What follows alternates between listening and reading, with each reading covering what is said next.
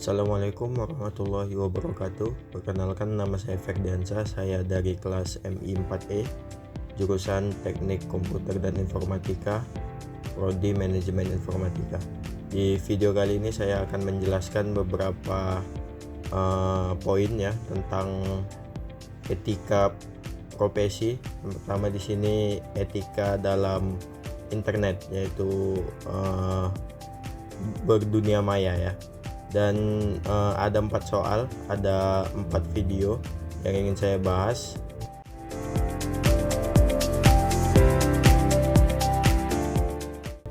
Yang pertama itu tentang UU ITE, yaitu memahami pasal pencemaran nama baik UU ITE dari penjelasan dari Fathia Izzati. Jadi Undang-Undang Informasi dan Transaksi Elektronik UU ITE di Indonesia berperan penting dalam menetapkan batasan etika profesi di bidang teknologi informasi.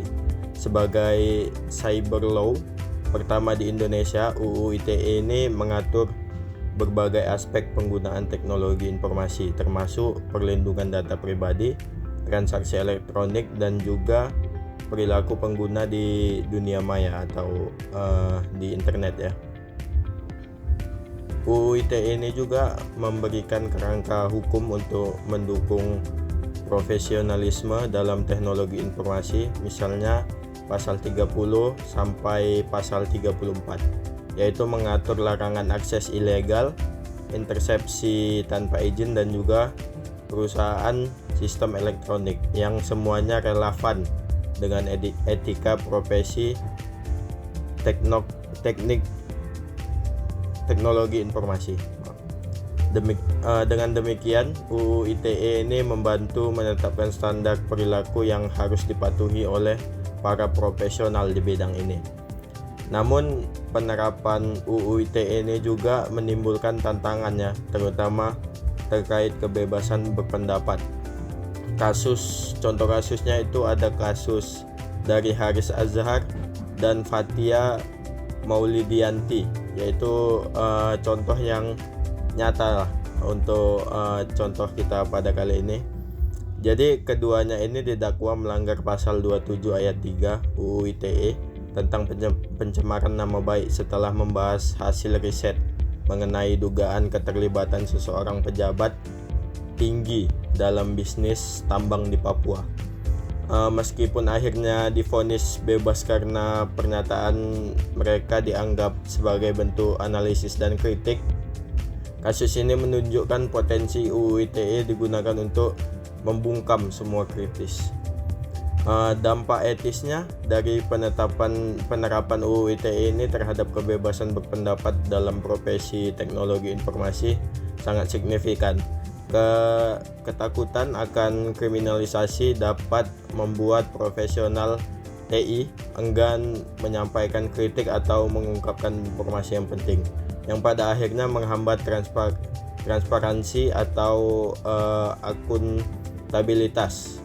Oleh karena itu diperlukan interpretasi hukum yang bijak dalam pembaruan regulasi untuk memastikan UU ITE tidak disalahgunakan dan tetap sejalan dengan prinsip-prinsip demokrasi dan hak asasi manusia. Sebagai kesimpulannya, UU ITE ini memiliki peran ganda dalam dunia teknologi informasi di Indonesia sebagai penjaga etika profesi dan sebagai potensi alat pembungkaman. Penting bagi para profesional teknologi informasi untuk memahami UU ITE ini secara mendalam, dan juga bagi pembuat kebijakan untuk terus meninjau dan menyesuaikan undang-undang ini agar tidak menghambat kebebasan berpendapat yang konstruktif.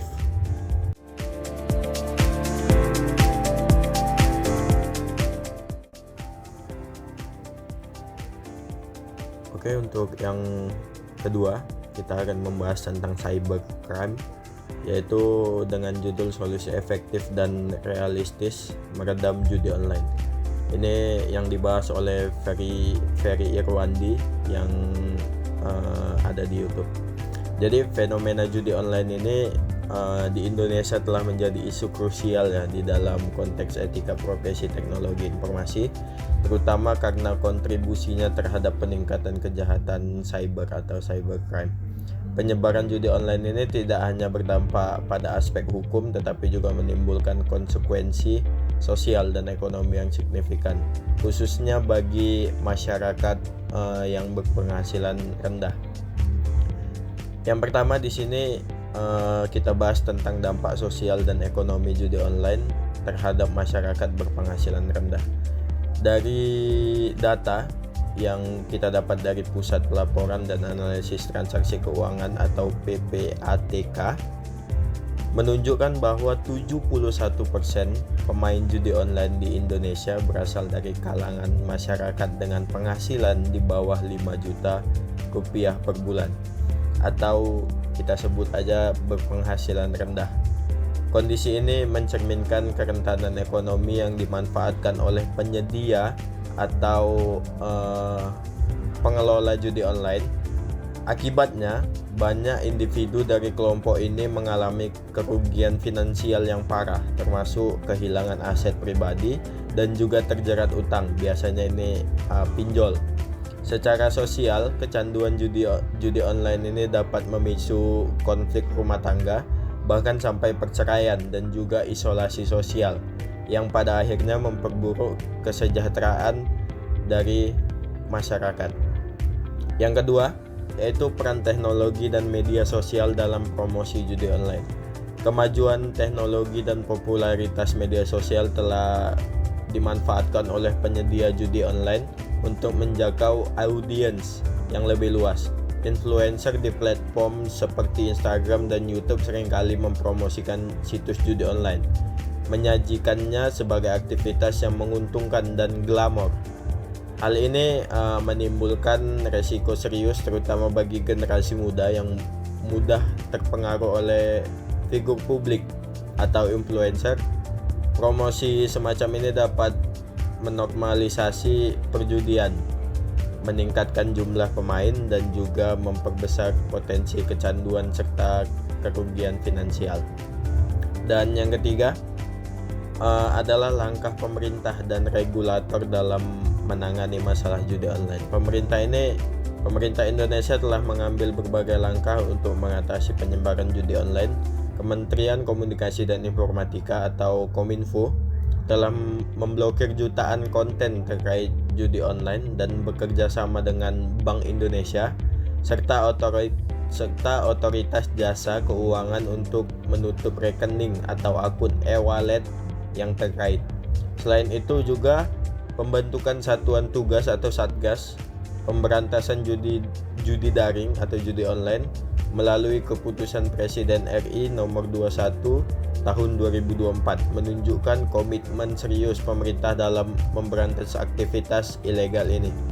Edukasi dan sosialisasi juga digencarkan melalui berbagai media untuk meningkatkan kesadaran masyarakat tentang bahayanya judi online. Jadi kesimpulannya itu adalah penyebaran judi online di Indonesia ini merupakan tantangan besar dalam menjaga etika profesi teknologi informasi. Dampaknya yang luas terhadap masyarakat, terutama kelompok berpenghasilan rendah, serta peran teknologi dan media sosial dalam promosinya, menuntut respon yang komprehensif dari pemerintah, regulator, dan juga masyarakat. Langkah-langkah penegakan hukum harus diimbangi dengan edukasi yang efektif untuk mencegah pertumbuhan cybercrime dan melindungi integritas sosial serta ekonomi bangsa.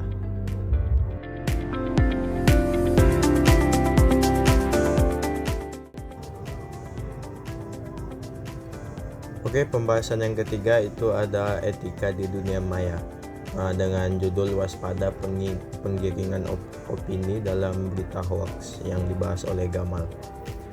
Penyebaran hoax dan berita palsu di dunia maya ini merupakan tantangan serius yang mengancam integritas informasi atau kepercayaan dari publik. Dalam konteks ini, etika profesi di bidang teknologi informasi atau TI dan media sosial memainkan peran krusial dalam memitigasi dampak negatif dari disinformasi. Yang pembahasan pertama yang kita bahas adalah tanggung jawab profesional dalam penyebaran informasi.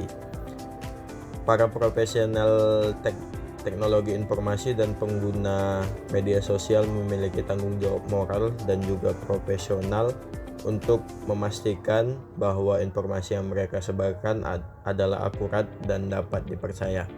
Mereka diharapkan untuk yang pertama, melakukan verifikasi informasi sebelum membagikan kepada publik. Verifikasi ini harus verifikasi yang cermat dan dapat mencegah penyebaran informasi yang menyesatkan. Yang kedua ini menghindari penyebaran konten yang tidak diverifikasi, terutama yang dapat memicu kepanikan atau konflik sosial. Penyebaran informasi palsu dapat menyebabkan keresahan masyarakat dan menurunkan kepercayaan publik terhadap institusi. Yang ketiga yaitu mengedukasi masyarakat tentang pentingnya literasi digital dan cara mengenali hoaks. Peningkatan kesadaran akan bahaya hoaks dapat membantu masyarakat menjadi lebih kritis dan dalam menerima informasi. Pembahasan yang kedua yaitu prinsip kode etik yang relevan. Beberapa prinsip kode etik yang relevan bagi para profesional di bidang media sosial dan teknologi informasi itu meliputi 4 hal. Yang pertama integritas, yaitu menjunjung tinggi kejujuran dan tidak menyebarkan informasi yang menyesatkan. Yang kedua adalah objektivitas, bersikap netral dan tidak memihak dalam menyampaikan informasi. Yang ketiga adalah tanggung jawab profesional, yaitu bertanggung jawab atas dampak dari informasi yang disebarkan termasuk potensi kerugian yang ditimbulkan. Dan yang terakhir adalah kepentingan publik, yaitu mengutamakan kepentingan masyarakat dalam setiap tindakan profesional. Dan pembahasan yang ketiga adalah dampak etis dari penyebaran hoaks. Penyebaran hoaks dapat merusak reputasi profesional dan institusi. Ketika seorang profesional atau institusi terlibat dalam penyebaran informasi palsu, kepercayaan publik dapat menurun drastis, yang pada gilirannya dapat mempengaruhi kredibilitas dan keberlanjutan operasional mereka. Selain itu, hoaks juga dapat menyebabkan disinformasi yang meluas, memicu konflik sosial dan bahkan mengancam stabilitas nasional. Oleh karena itu, transparansi dan akurasi dalam penyampaian informasi sangat penting. Profesional di bidang TI dan media harus memastikan bahwa setiap informasi yang disampaikan telah melalui proses verifikasi yang ketat dan disajikan secara jujur dan objektif. Kesimpulannya, etika profesi berperan vital dalam mengatasi penyebaran hoaks dan berita palsu di dunia maya atau media sosial. Dengan mematuhi prinsip-prinsip etika seperti integritas, objektivitas, tanggung jawab profesional, dan kepentingan publik, para profesional di bidang teknologi informasi dan media sosial dapat membantu menciptakan ekosistem informasi yang sehat dan terpercaya. Langkah-langkah ini tidak hanya meliputi reputasi individu dan institusi, tetapi juga memperkuat kepercayaan masyarakat terhadap informasi yang beredar di dunia maya.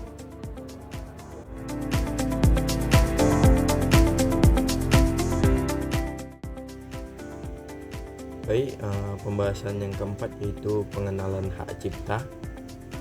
Penjelasan dari Belajar Kilat. Hak cipta ini merupakan hak eksklusif yang diberikan kepada pencipta atas karya ciptaannya di bidang ilmu pengetahuan, seni, dan juga sastra. Misalnya itu ada buku, lagu, dan juga film dan lain-lain. Hak ini memberikan perlindungan hukum terhadap karya tersebut, memastikan bahwa penciptanya memiliki kontrol atas penggunaan dan distribusi karyanya. Hak cipta mencakup dua aspek utama, yaitu hak moral dan hak ekonomi. Hak moral ini adalah hak yang melekat secara abadi pada diri pencipta, terlepas dari siapa yang memegang hak cipta secara hukum. Hak ini mencakup beberapa hal. Yang pertama, hak untuk mencantumkan atau tidak mencantumkan nama pencipta pada salinan karyanya. Yang kedua ada hak untuk menggunakan nama alias atau nama samaran. Hak yang ketiga adalah hak untuk mengubah ciptaan sesuai dengan kepatutan dalam masyarakat. Dan yang terakhir, hak untuk mempertahankan integritas ciptaan dari distorsi, mutilasi, dan juga modifikasi yang merugikan kehormatan atau reputasi dari pencipta. Hak moral ini tidak dapat dialihkan selama pencipta masih hidup, namun pelaksanaannya dapat dialihkan melalui wasiat setelah pencipta meninggal dunia. Selanjutnya hak ekonomi. Hak ekonomi ini adalah hak eksklusif pencipta atau pemegang hak cipta untuk mendapatkan manfaat ekonomi dari ciptaannya. Hak ini mencakup beberapa hal juga. Yang pertama adalah penerbitan ciptaan, penggandaan ciptaan dalam segala bentuk, penerjemahan ciptaan, pengadaptasian, pengaransemenan, dan atau transformasi ciptaan. Selanjutnya ada pendistribusian ciptaan atau salinannya, pertunjukan ciptaan, komunikasi ciptaan kepada publik, dan yang terakhir penyewaan ciptaan. Berbeda dengan hak moral, hak ekonomi dapat dialihkan kepada pihak lain melalui perjanjian, waris, hibah, atau sebab lain yang sah menurut hukum. Jadi kesimpulannya, perbedaan utama antara hak moral dan hak ekonomi terletak pada sifat dan tujuannya. Hak moral ini bersifat pribadi dan abadi, melindungi hubungan emosional dan reputasi pencipta terhadap karyanya. Sementara itu, hak ekonomi bersifat komersial dan dapat dialihkan, memberikan pencipta atau pemegang hak cipta hak untuk memperoleh keuntungan finansial dari penggunaan karya tersebut. Memahami perbedaan ini penting bagi pencipta dan penggunaan karya cipta untuk memastikan penghormatan terhadap hak-hak yang melekat pada karya tersebut dan menghindari pelanggaran hukum yang dapat merugikan pihak-pihak terkait. Demikian penjelasan dari saya tentang etika dalam bermedia sosial atau berinternet. Lebih dan kurang saya mohon maaf. Cukup sekian video kali ini. Assalamualaikum warahmatullahi wabarakatuh.